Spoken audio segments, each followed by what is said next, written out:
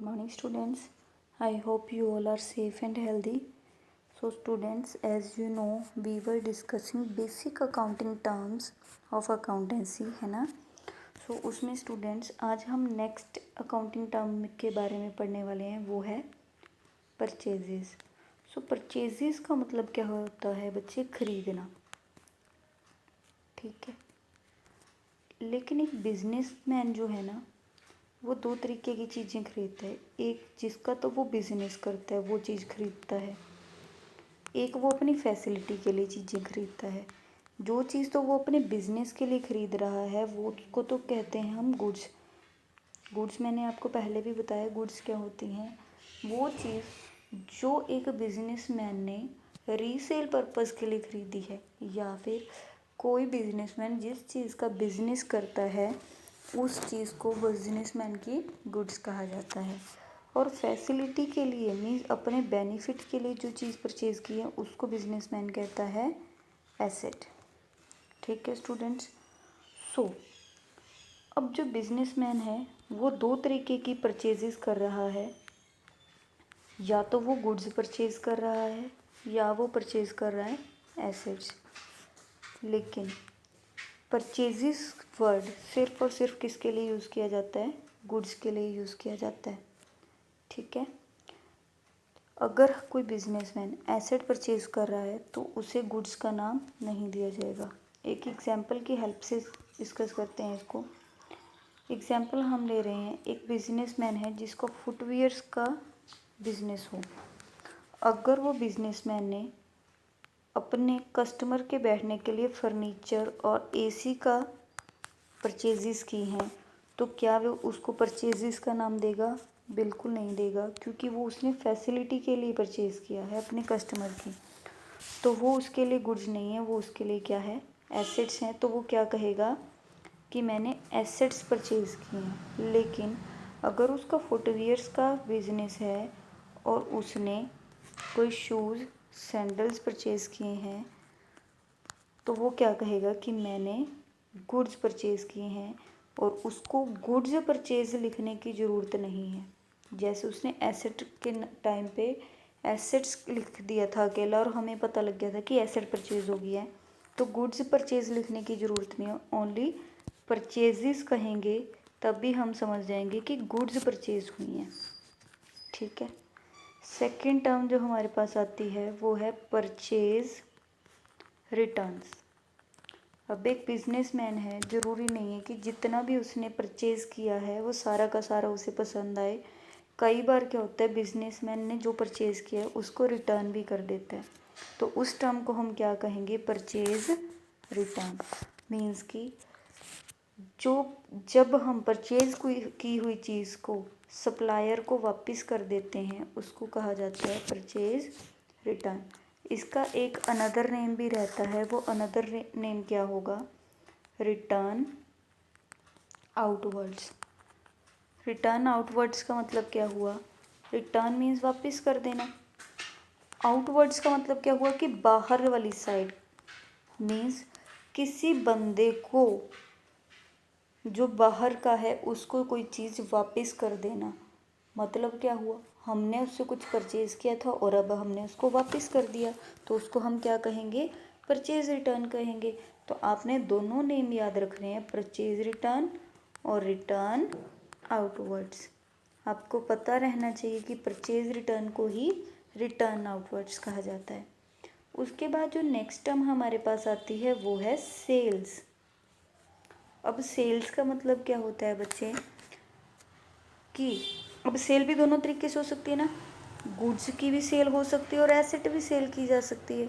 तो अगर asset cell किए तो नाम एसेट का ही चलेगा, लेकिन अगर गुड्स सेल किए हैं तो नाम सेल का चलेगा. कहने का मतलब हम सेल टर्म किसके लिए यूज़ करेंगे? अगर हमने गुड्स बेची हैं अपनी, तो हम क्या कहेंगे कि हमने सेल्स कर दी. फॉर एग्जांपल मैं 40,000 में अपना कोई फर्नीचर सेल कर दूँ, तो क्या मैं उसको कहूँगी कि 40,000 की सेल्स हुई हैं? नो, मैं उसको कहूँगी 40,000 का फर्नीचर सेल कर दिया. लेकिन अगर मैंने 40,000 के वही फुटवियर्स बेचे हों तो मैं क्या कहूँगी? 40,000 की मेरी क्या है? सेल्स है. Clear students. अगर हम जनरली अकाउंट्स की भाषा में देखें या बुकिश लैंग्वेज में देखें तो इसका मतलब क्या हुआ, transfer of ownership of goods and services. हम अपनी गुड्स की जो ओनरशिप है, ओनरशिप मतलब मालिकाना हक, ठीक है, पहले उस चीज़ के मालिक हम थे, अब हमने उसकी ओनरशिप ट्रांसफ़र कर दी है। कहने का मतलब अब हमने उन गुड्स और सर्विस का मालिक किसी और को बना दिया है, तो हम क्या कहेंगे, सेल कर दिया हमने वो चीज़। ऑब्वियस सी बात है बच्चे, अगर हमने किसी बंदे को कोई चीज़ सेल की है, हमने बेची है, तभी तो उसके पास वो दूसरा बंदा उसका मालिक बनेगा, अदरवाइज दूसरा बंदा उसका मालिक कैसे बन सकता है ना। तो सेल का मतलब क्या हुआ कि गुड्स और सर्विस क्या ओनरशिप को ट्रांसफ़र कर देना, और किस लिए, किसी स्पेसिफिक प्राइस के ऊपर। ये चीज़ इम्पोर्टेंट है। अगर प्राइस नहीं है, हमने वैसे ही अगर मालिकाना हक ट्रांसफ़र कर दिया, फॉर एग्जांपल मैंने किसी को गिफ्ट कर दिया, जिसको गिफ्ट कर दिया अब तो वो चीज़ उसकी है, तो क्या वो गिफ्ट को मैं सेल कहूँगी, बिल्कुल नहीं। लेकिन अगर मैंने उसको वो चीज़ दे दी और उसके बदले में पैसे ले लिए, तो मैं क्या कहूँगी, मैंने उस चीज़ को बेच दिया। बेच दिया मतलब कि सेल कर दिया। क्लियर हुआ स्टूडेंट्स। तो जैसे परचेज के साथ परचेज रिटर्न की टर्म साथ आती है, वैसे ही सेल्स के साथ सेल्स रिटर्न की टर्म भी होती है। अब हमने गुड्स बेची है, ज़रूरी तो नहीं है ना कि सारे के सारे कस्टमर सारी की सारी गुड्स रख ही लेंगे। हर शॉपकीपर के साथ ऐसा होता है कि कस्टमर चीज़ ले जाता है, उसके बाद वापस भी कर जाता है कि हमें पसंद नहीं आई, हमें महंगी आई लगी, या फिर कोई डिफेक्ट था। तो जब बेची हुई चीज़ हमारे पास वापस आ जाती है, उसको क्या कहा जाता है, सेल्स रिटर्न कहा जाता है। तो सेल्स रिटर्न का एक और अनदर नेम भी है, वो क्या नेम है इसका, रिटर्न्स इनवर्ड्स। मीन्स कि हमारी कंपनी के अंदर कोई चीज़ रिटर्न होकर आई है, हमारी कंपनी के अंदर कोई चीज़ आई है रिटर्न होके, इसका मतलब क्या हुआ कि पहले हमने वो सेल कर दी थी, अब वो वापस आ गई है, मतलब वो क्या चीज़ क्या है, सेल्स रिटर्न है। ठीक है बच्चे, तो आपको ये दोनों चीज़ें पता होनी चाहिए कि सेल्स रिटर्न को ही रिटर्न इनवर्ड्स कहते हैं। Clear students. उसके बाद बात आती है, नेक्स्ट टर्म है हमारे पास स्टॉक। अब स्टॉक क्या होता है, हमारी वो गुड्स का मीनिंग देखो आपको पता होना चाहिए बच्चे, हमारी वो गुड्स जो हमारी पास पड़ी हैं unsold, which are lying unsold, उनको क्या कहा जाता है, स्टॉक कहा जाता है। मान लो मेरी फुटवियर्स की शॉप है, क्या ऐसा होगा कि अगर मैंने 1 लाख का माल डाला है अपनी शॉप में, वो 1 लाख का स्टॉक एक दिन में ही बिक जाए, कभी भी नहीं होता। तो कभी भी ऐसा नहीं होगा कि 1 साल के अंदर सारा स्टॉक बिक गया। मीन्स कि दुकानदार न्यू स्टॉक लाता रहता है और उसमें से कुछ सेल होता रहता है और कुछ का हमारे पास लाइन पड़ा रहता है, कुछ का हमारे पास ऐसे ही पड़ा रहता है स्टॉक। तो हर शॉपकीपर के पास होता है। तो जो गुड्स उसके पास ऐसे ही पड़ी हैं अनसोल्ड, जो चीज़ें बिकी नहीं हैं, उसको क्या कहा जाता है, स्टॉक कहा जाता है। अब ये मतलब नहीं कि वो कबाड़ है, आज नहीं बिके कल बिक जाएंगे, कोई बात नहीं, लेकिन वो एक शॉपकीपर का क्या माना जाता है, स्टॉक माना जाता है। जो चीज़ अभी तक उसने सेल नहीं की है, जो उसके स्टोर में पड़ी है, ठीक है, उसको कहा जाता है स्टॉक। स्टॉक का एक अनदर नेम भी है, स्टॉक को इन्वेंट्री भी कहा जाता है। स्टॉक को ही क्या कहा जाता है, इन्वेंट्री कहा जाता है। तो ये चीज़ भी आपको याद होनी चाहिए बच्चे। ओके, अब जो स्टॉक है वो 2 टाइप का होता है बच्चे, एक होता है ओपनिंग स्टॉक और एक होता है क्लोजिंग स्टॉक। ओपनिंग स्टॉक क्या होगा, अब साल की शुरुआत में, बिल्कुल, अब एक जो बिजनेसमैन है ना, वो पूरे साल के अपने अकाउंट्स मेंटेन करता है। मान लो 1 जनवरी से लेकर 31 दिसंबर तक वो मेंटेन कर रहा है। तो 1 तारीख को, अब इससे पहले भी बिजनेस तो चलते ही आ रहा था, तो 1 तारीख को मेरी शॉप पे कितना स्टॉक पड़ा है, ठीक है, उसको क्या कहेंगे, ओपनिंग स्टॉक। और जब साल ख़त्म हुआ, ईयर एंड के टाइम पे, मेरी शॉप पे कितना स्टॉक बचा हुआ है उसको कहा जाएगा क्लोजिंग स्टॉक। तो बड़ा सिंपल सा फंडा है कि जो स्टॉक तो साल की शुरुआत पे होगा उसको कहेंगे ओपनिंग स्टॉक, जो स्टॉक साल की एंडिंग पे होगा उसको कहेंगे क्लोजिंग स्टॉक। उसके बाद जो हमारा स्टॉक है वो 3 टाइप्स का होता है। एक होता है स्टॉक ऑफ रॉ मटेरियल, एक होता है stock of work in progress, third होता है हमारे पास स्टॉक ऑफ फिनिश्ड गुड्स। अब ये टर्म्स क्या हैं?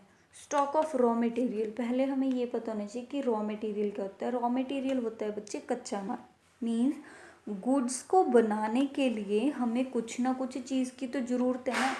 फॉर एग्ज़ाम्पल अगर हम खाना बना रहे हैं, खाना बनाते हुए हमें बहुत सारी चीज़ों की ज़रूरत पड़ेगी, है ना। मान लो आपने रोटी बनानी है तो आपको आटे की ज़रूरत पड़ेगी, आपको पानी की ज़रूरत पड़ेगी, आपको गैस की ज़रूरत पड़ेगी। तो वो सारा का सारा सामान क्या है आपके लिए? रॉ मटेरियल है, जो चीज़ों को आपको ज़रूरत पड़ती है एक प्रोडक्ट को तैयार करने के लिए। अब ये तो हो नहीं सकता ना कि जितना हमने परचेज़ किया सारा माल लगा दिया। कुछ ना कुछ हमारे पास ईयर एंडिंग पे ऐसे ही पड़ा होता है जिसका हमने अभी प्रोडक्शन करनी है, उससे चीज़ बनानी है। तो वो स्टॉक जो लाइंग अनयूज्ड, जिसको हमने अभी तक यूज़ नहीं किया है, उसको कहा जाता है stock of raw material. Next जो हमारे पास पढ़ा था हमने work in progress. Work in progress का मतलब क्या हुआ कि ना तो मेरा जो प्रोडक्ट है वो भी इनिशियल स्टेज पे, ना वो फिनिश्ड गुड बना है, वो बीच की स्टेज पे खड़ा है, उसको कहते हैं work in progress. For example अगर हमने बिस्किट्स बनाने हैं तो हम वो कैसे बनाएंगे? पहले गेहूँ खरीदेंगे, उसका आटा पिसवाएंगे, उसके बाद उसके बिस्किट बनेंगे। तो हमने क्या किया, गेहूँ तो ले लिया लेकिन आटा बना के अपने पास रख रखे, बिस्किट अभी उसके बने नहीं हैं। तो यहाँ पर जो गेहूँ है वो हमारा रॉ मटेरियल है, ये जो आटा है ये हमारी वर्क इन प्रोग्रेस पे पड़ा है, मीन्स बीच की स्टेज पे पड़ा है। और ये जो है हमारे पास बिस्किट है ये हमारी फिनिश्ड गुड्स हैं। एक एग्जांपल और ले सकते हैं, कोई कंपनी है जिसका कार बनाने की इंडस्ट्री है, तो उस कंपनी को टायर भी चाहिए, सीट्स भी चाहिए, है ना, और इंजन भी चाहिए। तो ये सारी की सारी चीज़ें उसको चाहिए। तो कंपनी ने क्या किया, लोहा भी खरीद लिया, रबड़ भी खरीद ली, प्लास्टिक भी खरीद ली। ये सारी की सारी तो चीज़ें क्या हैं? Raw material. तो इन चीज़ों का जो स्टॉक पड़ा होगा वो कहाएगा स्टॉक ऑफ रॉ मटेरियल। अब कंपनी ने क्या किया, उसमें से कुछ सामान क्या उसने प्लास्टिक के डैशबोर्ड वगैरह बना रखे हैं, प्लास्टिक से उसने बॉडी तैयार कर रखी है, ठीक है जी, और रबड़ से उसने टायर तैयार कर रखे हैं कुछ। लेकिन इन चीज़ों को जोड़ के अभी तक कार नहीं बनी है, फिनिश्ड प्रोडक्ट तो बना नहीं है, लेकिन आधा आधा काम सबका हुआ पड़ा है। तो उसको क्या कहेंगे? वर्क इन प्रोग्रेस है, कि प्रोग्रेस में अभी वर्क कंप्लीट नहीं हुआ, तो उसको हम क्या कहेंगे? Stock of work in progress. अब ये तो है नहीं कि कंपनी ने जितनी भी कारें बनाई हो सारी की सारी कारें एकदम से बिक जाएंगी, ऐसा तो हो नहीं सकता। तो जो कार्स बनी पड़ी हैं लेकिन वो अभी तक सेल नहीं हुई हैं, जो कि रेडी फॉर सेल है, जो कि अगर मैं आज सेल करना चाहूँ तो सेल हो जाएंगी, बिल्कुल तैयार है प्रोडक्ट, उसको कहा जाता है स्टॉक ऑफ फिनिश्ड गुड्स, ठीक है। इनकी प्रोसेसिंग कंप्लीट हो चुकी है, ये रेडी फॉर सेल हैं, लेकिन अभी तक ये अनसोल्ड लाइन पड़े हैं हमारी कंपनी के अंदर, उसको कहते हैं stock of finished goods. Clear students? तो आपने बच्चे ये चारों पांचों टर्म्स को बहुत अच्छे से रीड कर लेना है। इनकेस कोई डाउट आता है तो आपने मुझसे व्हाट्सएप पे कंसल्ट कर लेना है। Okay students, thank you and have a nice day.